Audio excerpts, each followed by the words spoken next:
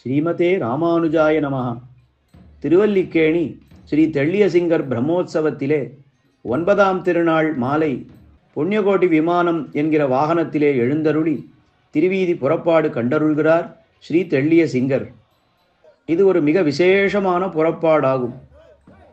இன்றைய தினம் புறப்பாடு கண்டருளின பிற்பாடு துவஜ அவரோகணம் செய்து உற்சவத்தை பூர்த்தி செய்து கொள்கிறார் ஸ்ரீ தெள்ளியசிங்கர். நாள்தோறும் மாலை வேளைகளிலே திருக்கோயிலுக்குள்ளே பத்திவுலாத்தல் கண்டருள்கிறார் தெள்ளியசிங்கர். அந்த சமயங்களிலே விசேஷமான நாதஸ்வர கச்சேரிகளையெல்லாம் கேட்டுக்கொண்டு ஊஞ்சலையெல்லாம் எம்பெருமான் கண்டருளி வாகன மண்டபம் சென்று அடைகிறார்.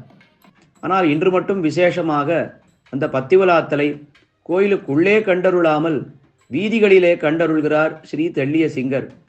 மாலை மேற்கு கோபுர வாயில் வழியாக புறப்படுகிறார்.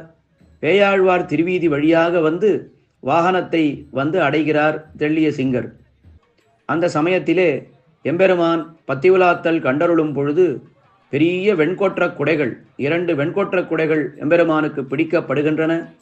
மற்றும் ஒரு விசேஷமாக இன்றைய பத்திவுலாத்தலின் பொழுது ஆழ்வாருடைய திவ்ய பிரபந்தத்தை கேட்டுக்கொண்டே, குறிப்பாக திருமங்கையாழ்வார் அருளி செய்த பெரிய திருமொழி என்கிற திவ்ய பிரபந்தத்தை செவிமடுத்து கொண்டே பத்திவுலாத்தல் கண்டருள்கிறார் ஸ்ரீ தெள்ளியசிங்கர். இதுவே இன்றைய பத்திவுலாத்தலுக்கு தனிச்சிறப்பு. இன்றைய தினம் எம்பெருமான் எழுந்தருளும் பொழுது அவருடைய அந்த திவ்யமான சேவையை காண நமக்கு கண்கோடி வேண்டும். என்ன அழகாக எழுந்தருள்கிறார்.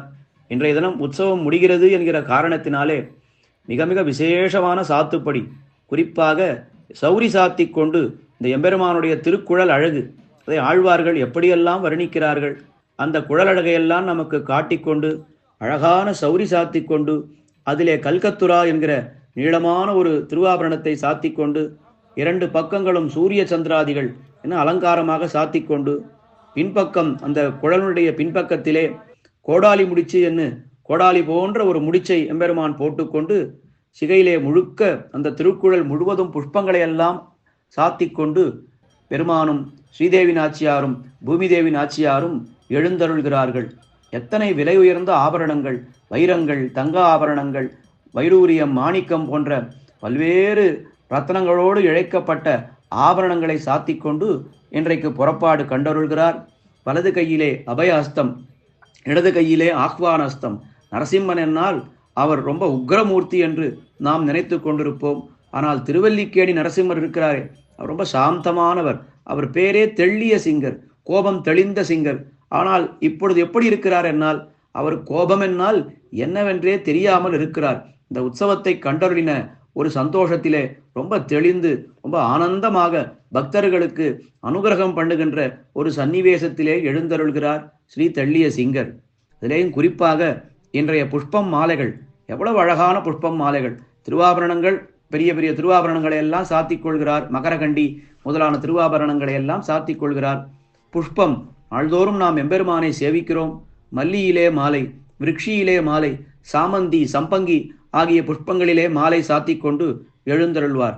ஆனால் இன்று மட்டும் விசேஷமாக முல்லையிலே மாலை கட்டிக்கொண்டு அதை சாத்தி கொண்டு எழுந்தருள்கிறார் ஸ்ரீ தெள்ளியசிங்கர். பொதுவாக இந்த முல்லையிலே மாலை கட்டுவது என்பது ரொம்ப கஷ்டமான காரியம். ஏனென்றால் அது மொட்டாக இருக்கும் பொழுதே அந்த மாலையை நாம் கட்டிவிட வேண்டும். அப்படி அந்த மாலையை சாத்தி கொண்டு எழுந்தருள்கிறார். மேலும் நீங்கள் கவனித்திருப்பீர்கள், இன்றைக்கு அந்த குருவேர் என்று இந்த 2 மாலைகளுக்கு நடுவே கருப்பாக ஒரு இழை இருக்கிறதே, அந்த குருவேரை சாத்தி கொண்டு எழுந்தருள்கிறார். பொதுவாக கடைகளிலே இதை குருவிவேர் என்று சொல்கிறார்கள். ஆனால் இதனுடைய உண்மையான பெயர் குருவேர்.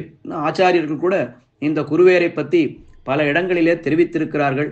இந்த குருவேர் என்கிற புஷ்பம் அது வேர், அது வேறே புஷ்பமாக இருக்கிறது. இது கிடைப்பது இந்த காலத்திலே மிகவும் அரியது. இது எங்கேயோ சில காவேரி படுகைகளிலே சில இடங்களிலே மட்டும் இந்த குருவேரானது கிடைக்கிறது. இந்த குருவேர் எப்படி இருக்கும், அதை எப்படி நாம் சூட்டிக்கொள்ள வேண்டும் என்னால் அதை வேறாக எடுத்து அதை கழுவாமல் அலம்பாமல் சூட்டிக்கொள்ள வேண்டும். ஏன்னால் அதை ஒரு முறை ஜலம் விட்டு அலம்பி விட்டால் அதிலே உள்ள வாசனை போய்விடும். அதை மண்ணோடு நாம் எடுத்து தலையிலே சூட்டிக்கொள்ள வேண்டும். ஆச்சாரியர்கள் தெரிவிக்கிறார்கள், வேர்ச்சூடுவார் மண்பத்து கடத்தாதா போலே என்று தெரிவிக்கிறார்கள். அப்படி குருவேர் ஒருத்தனுக்கு சூட வேண்டும் என்ன ஆசை இருந்தால் அவன் மண்ணோடு சேர்த்துதான் அதை சூடிக்கொள்ள வேண்டும் என்று பல பல முக்கியமான விஷயங்களை தெரிவிக்கிறார்கள். அதுபோல எம்பெருமானும் என்ன பண்ணுகிறான், இந்த குருவேராகிற இந்த இழையை, கருப்பு இழையை சூட்டிக் கொள்கிறார். இன்றைய தினம் இது எம்பெருமானுடைய மாலைகள், முல்லை மாலை, அது வெண்மை நிறத்திலே இருக்கின்றது. இந்த குருவேர் கண்ணங்கரேலன்னு இருக்கிறது. அதனுடைய அந்த ஆங்கிலத்திலே தெரிவிப்பார்களே கான்ட்ராஸ்ட், பரபாகம் என்று ரொம்ப அழகாக வெள்ளை மாலைகளுக்கு நடுவே கருப்பு இழையாக இந்த குருவேரை சாத்திக் கொள்கிறார். எம்பெருமானுடைய குழல் அழகு அது எப்படி இருக்கிறது என்னால், அதுவும் கொள்கின்ற கோளிருளை சுயிர்ந்திட்ட கொழும் சுருளின் உள்கொண்ட நீல நன்னூல் தழைகொள் அன்னு மாயன் குழல் என்று அந்த குழலழகை நம்மாழ்வார் பாடியிருக்கிறார். அப்படி கண்ணங்கரேல் என்று எம்பெருமானுடைய குழல், வெள்ளை வெளையல் என்று மாலைகள், அதற்கு நடுவே கருப்பு இழையாக இந்த குருவேர் எல்லாம் சாத்தி கொண்டு இன்றைய தினம் புறப்பாடு கண்டருள்வது மிக மிக விசேஷம். கண்டு களிப்போம். ஆழ்வார் எம்பெருமானார் ஜீயர் திருவடிகளே சரணம்.